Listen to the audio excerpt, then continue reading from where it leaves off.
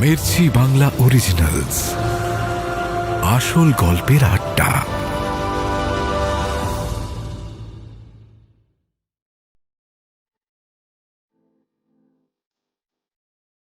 নীলাঞ্জনের 4 দিন পর জ্ঞান ফিরল। যদিও তার পুরোপুরি জ্ঞান ফেরার আগে দুটো আবছা স্মৃতি মনে আছে। প্রথমবার চোখ খুলে সে বাঁ দিকে তাকিয়েছিল।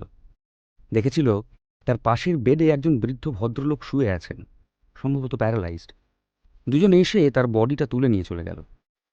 নীলাঞ্জন বুঝতে পেরেছিল বৃদ্ধ মারা গেছেন। তারপর সব অন্ধকার। আরেকবার কিছু মিনিটের জন্য জ্ঞান ফিরেছিল। চোখ খুলে সে উপরে তাকিয়েছিল, দেখল লাইট জ্বলছে। বুঝতে পেরেছিল রাত হয়ে গেছে। কি মনে হয়েছিল নীলাঞ্জনের? সে একবার ডান দিকে তাকানোর চেষ্টা করেছিল। দেখেছিল একজন বৃদ্ধা মহিলা অসম্ভব কাশছেন। নার্সরা ছুটে আসছে। ঠিক সেই সময় নীলাঞ্জনের মাথায় হঠাৎ ভীষণ যন্ত্রণা করতে শুরু করে। মনে হয় যেন কেউ তার মাথায় হাতুড়ি পেটাচ্ছে। সে আর চোখ খুলে রাখতে পারেনি। আবার সব অন্ধকার। হঠাৎ নীলাঞ্জন তার মায়ের গলার আওয়াজ শুনতে পেল। জো, জো, ওঠ না, আমি এসেছি। অনেক তো ঘুমলি বাবা, এখন উঠে পড়। নীলাঞ্জন সারা শরীরে আস্তে আস্তে শক্তি ফিরে পেল। ওই যে চোখ খুলল আমাদের নায়ক, আর অন্ধকার হলো না। তার জ্ঞান সম্পূর্ণভাবে ফিরে এলো। একটু আনরিয়েলিস্টিক শোনাচ্ছে? এটা মনে হচ্ছে তো যে মায়ের একটা জো ডাকে কি করে নীলাঞ্জনের শরীর থেকে সব টক্সিন উধাও হয়ে গেল।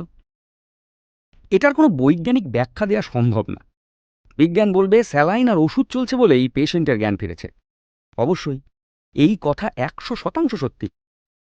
তবে মায়ের প্রার্থনার যে একটা আলাদা ক্ষমতা আছে, এটা আমি বিশ্বাস করি। যাই হোক, বিজ্ঞানের আশীর্বাদেই হোক বা মায়ের আশীর্বাদে, নীলাঞ্জন সুস্থ হয়ে উঠল। ডাক্তার জানালো যে বিপদ কেটে গেছে, আর নীলাঞ্জনের জীবন নিয়ে টানাটানি নেই। কিন্তু পুরো ফিট হতে খানিকটা সময় লাগবে। চোখ খুলে মাকে দেখে নীলাঞ্জন প্রথম এটাই বলে উঠল, মা, আজকে কি বার? একটা চেয়ার টেনে নীলাঞ্জনের মা তার ছেলের কাছে এসে বসল। উদ্বিগ্ন গলায় জবাব দিল, আজকে তো শনিবার। কেন কেন জিজ্ঞেস করছিস তুই এই কথা? মা, আমার এখনো সেমেস্টার চলছে, 4টে পরীক্ষা বাকি। যদি পরীক্ষাগুলো না দিই, আমার গোটা বছরটা নষ্ট হবে। নীলাঞ্জনের মা জানতে চাইল, আমি বুঝতে পেরেছি, তুই আমাকে বল, তুই কি করতে চাইছিস? আমার পরশুদিন একটা পরীক্ষা আছে, আমাকে ছেড়ে দিতে বলো, আমি পরীক্ষা দেব। আমি কথা বলে দেখছি কি করা যায়। যেই ছেলের 4 দিন কোনো জ্ঞান ছিল না, সে যদি প্রথম চোখ খুলে মাকে বলে সে বাকি পরীক্ষাগুলো দিতে চায়, মায়ের মন দুর্বল হতে বাধ্য।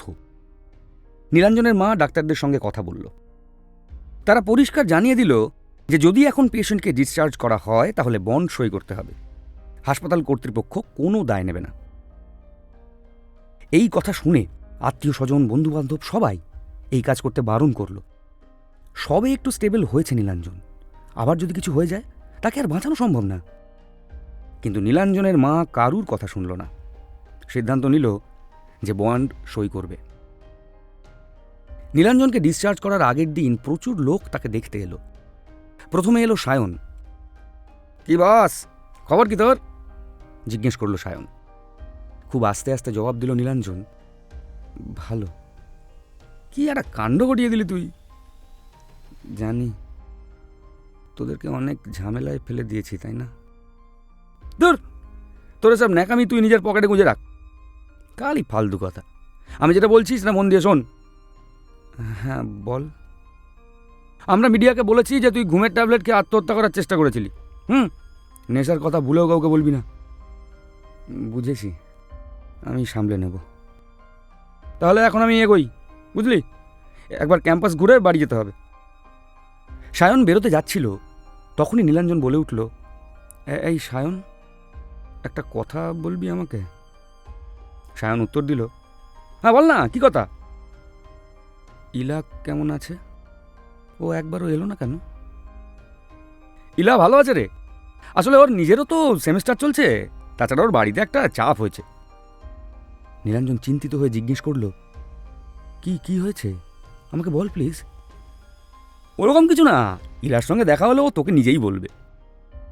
আমাকে আজকে সত্যিই বেরোতে হবে রে, সাবধানে থাকিস। এই বলে সায়ন নীলাঞ্জনের দিকে তাকিয়ে একবার হেসে চলে গেল। ইলার কি হয়েছে নীলাঞ্জনের জানার কোনো উপায় ছিল না। এরপর এলেন ডাক্তারবাবু। এখন কেমন লাগছে? জিজ্ঞেস করল ডাক্তারবাবু। নীলাঞ্জন উত্তর দিল, শরীর এখনো একটু দুর্বল আছে, কিন্তু আগের থেকে অনেকটা ভালো আছি। বাহ, আমাদের চিকিৎসায় কাজ হয়েছে তাহলে। আপনাকে কি বলে যে ধন্যবাদ জানাবো ডাক্তারবাবু, আমি বুঝতে পারছি না। আলাদা করে ধন্যবাদ জানানোর কোনো প্রয়োজন নেই, এটাই আমাদের কাজ। আচ্ছা ডাক্তারবাবু, আমাকে কি কালকে ছেড়ে দেবে? হ্যাঁ, তোমার মা বন্ডে সই করেছেন। আসলে আমার সেমিস্টারের বেশ কয়েকটা পরীক্ষা বাকি আছে। পরীক্ষাগুলো দিয়ে দিতে পারলে খুব ভালো হতো, তাহলে আর ইয়ার রিপিট হতো না আমার। বুঝতে পেরেছি। আমিও এটাই বিশ্বাস করি যে এরকম একটা দুর্ঘটনার পরে যত তাড়াতাড়ি সম্ভব স্বাভাবিক জীবনে ফিরে যাওয়া উচিত। কথা মতো পরের দিন নীলাঞ্জনের ডিসচার্জ হয়ে গেল। হাসপাতাল থেকে বেরোনোর আগে যখন নীলাঞ্জনের মা কাগজপত্রের শেষ ফর্ম্যালিটিগুলো মেটাচ্ছে, তখন ডাক্তার তাকে আরেকটা কথা বলেছিলেন। তুমি যদি পরবর্তীকালে শুকনো নেশা করতে শুরু করো, আর কিন্তু তোমায় উদ্ধার করা যাবে না। নীলাঞ্জনের উত্তরে কিছু বলল না, লজ্জায় মাথা নামিয়ে নিল। ডাক্তারবাবু না থেমে বলে গেলেন, গাঁজা, নার্ভের ট্যাবলেট, এসবের পাল্লায় আর পড়ো না। ডাক্তারবাবুর এই কথা নীলাঞ্জন সারা জীবন মনে রেখেছিল। কোনো দিন এই কথার অমান্য সে করেনি। ওই কথায় আছে না, ন্যাড়া বেলতলায় একবারই যায়। গল্পের সব লাইমলাইট এখন আমাদের নায়কের ওপর, কিন্তু অন্যদিকে যে ইলা তার পিসির বাড়ি ছেড়ে চলে যেতে বাধ্য হয়েছে, সেটা এখনো কেউ জানে না।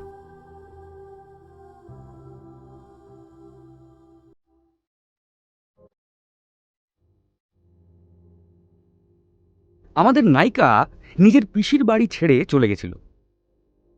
নীলাঞ্জনের সঙ্গে ইলার পিসি কয়েকবার কথা বলেছে ফোনে। সে তখনই বুঝতে পারে যে তাদের মধ্যে একটা সম্পর্ক আছে। ইলার পরিবার যেন হিটলারের বংশধর। আমি এই কথা আগেও বলেছি। দুর্ঘটনাটা হওয়ার আগে থেকেই পিসি আর পিস্তুত ভাইরা ইলাকে নীলাঞ্জনের ব্যাপারে জিজ্ঞাসাবাদ শুরু করে। মেয়ে প্রেম করছে মানেই ব্যাপারটা খারাপ। তাই শুরু থেকেই ইলার বাড়ির লোক নীলাঞ্জনকে অপছন্দ করত। তারপর যখন খবরের কাগজের হেডলাইনে দেখতে পায় নীলাঞ্জন আত্মহত্যা করার চেষ্টা করেছে, ইলাকে সরাসরি জানিয়ে দেয় যে এই ছেলের সঙ্গে ঘোরাঘুরি তারা কিছুতেই মেনে নেবে না। ইলা যখন এই বিষয়ে পাল্টা ঝামেলা করে, চিৎকার চেঁচামেচি করে, তখন জবরদস্তি তার মোবাইল ফোনটা কেড়ে নেয় ওর পিসি। হাসপাতাল থেকে ছাড়া পাওয়ার পর নীলাঞ্জন বহুবার ইলার সঙ্গে যোগাযোগ করার চেষ্টা করে, কোনো উত্তর পায় না। ইলার ফোন যে তখন আলমারির লকারে বন্ধ করে রেখেছে তার পিসি আর তার দাদারা, সেটা আর কি করে জানবে নীলাঞ্জন? সেমেস্টারের বাকি পরীক্ষাগুলো মন দিয়ে দেয় নীলাঞ্জন। হাসপাতাল পর্বের পর তার ভালোভাবেই টনক নড়েছিল। পড়াশোনার বিষয়ে সে খুব সিরিয়াস হয়ে যায়। আমি জানি আপনারা কি বলবেন, এরকম নেশা করা ছেলে মেয়ে একটু বাড়াবাড়ি হলেই বদলে যাওয়ার কথা ভাবে, কিন্তু শেষমেশ সেই নেশার চক্রেই ফিরে যায়। কিন্তু নিয়মের ব্যতিক্রম না হলে সেটা কি আদৌ নিয়ম বলা হয়? এই নিয়মেরও ব্যতিক্রম হয়েছিল। নীলাঞ্জন সেদিন হাসপাতাল থেকে বেরিয়ে মাকে কথা দিয়েছিল যে সে নেশা করা চিরকালের জন্য বন্ধ করে দেবে, পড়াশোনায় মন দেবে, একটা সুস্থ স্বাভাবিক জীবন কাটানোর চেষ্টা করবে। এই নীলাঞ্জনই মাস্টার্সে গোল্ড মেডেল পাবে, যদিও আমাদের গল্পের জবনিকা তার আগেই হয়ে যাবে। যাই হোক, উত্তর এলো না। আবার বলল নীলাঞ্জন, কিরে শুনছিস? এবার যার গলা শোনা গেল সে সুস্মিতা নয়, ইলা। কেমন আছিস নীলাঞ্জন? ভাঙা ভাঙা গলায় জবাব দিল, "আ- আমি খুব ভয় পেয়ে গেছিলাম ইলা। তুই যোগাযোগ করিসনি দেখে আমি আমি ভেবেছিলাম তুই আমাকে ছেড়ে চলে গেছিস। আমি তোকে ছেড়ে কোথাও যাব না রে। কিন্তু তাহলে বাড়ির এই ঝামেলা সামলাবি কি করে?" আমি সিদ্ধান্ত নিয়েছি যে আমি ডায়মন্ড হারবার চলে যাব, বাবা মায়ের কাছে। সেই তো একটা ট্রেনে করেই কলেজে আসতে হবে, সেটা সোনারপুর হোক বা ডায়মন্ড হারবার, কি এসে যায়। তুই সিরিয়াসলি ওখানে যাবি? বাবার অত্যাচার সহ্য করতে না পেরে তুই বাড়ি ছেড়ে চলে এসেছিলি, শুধুমাত্র আমার জন্য আবার ওই বাড়িতে ফিরে যাবি? তুই শুধু নেগেটিভগুলো দেখছিস, পজিটিভগুলো ভেবে দেখ। বাড়ি ফেরার কোনো তাড়া থাকবে না আমার। পিসির বাড়ির ওই কড়া শাসনের থেকে আমি মুক্ত হব। খানিকক্ষণ কোনো কথা বলল না নীলাঞ্জন। তারপর বলল, তোকে একটা কথা বলবো। ইলা জবাব দিল, বলে ফেল। আমি তোকে খুব ভালোবাসি ইলা। বাবা রে, তোর মনে প্রেম তো উপচে পড়ছে। তোর তুই খালি ইয়ার্কি মারিস, আমাকে একদম সিরিয়াসলি নিস না। এই রে, রাগ করিস না, তোকে আমি সিরিয়াসলি নিচ্ছি তো। আমার তোর কাছে একটা আবদারও আছে। কি আবদার শুনি? আমাকে তো এতদিনে একবারও ঠিক করে প্রপোজ করলি না। এরকম ফাউতে আমার সঙ্গে প্রেম করা চলবে না। এবার একদিন আমার একটা বলিউড স্টাইল প্রপোজাল চাই। ডান। যেদিন দেখা হবে সেদিনই তোকে প্রপোজ করব, আমি কথা দিলাম। সুস্মিতা যদিও পাশ থেকে নালিশ করে চলল যে তার রিচার্জের সব টাকা খরচ হয়ে যাচ্ছে, আমাদের নায়ক নায়িকা আরও আধ ঘন্টা গল্প করল। দুর্যোগের কালো মেঘ কেটে গিয়ে যেন আবার বসন্ত ফিরে এলো। আমরা কিন্তু আমাদের গল্পের লাস্ট ল্যাপে চলে এসেছি। সিট বেল্টগুলো টাইট করে বেঁধে নিন। এই শেষ ল্যাপের রাস্তাটা একেবারেই স্মুথ নয়, রাস্তায় গর্ত ভর্তি।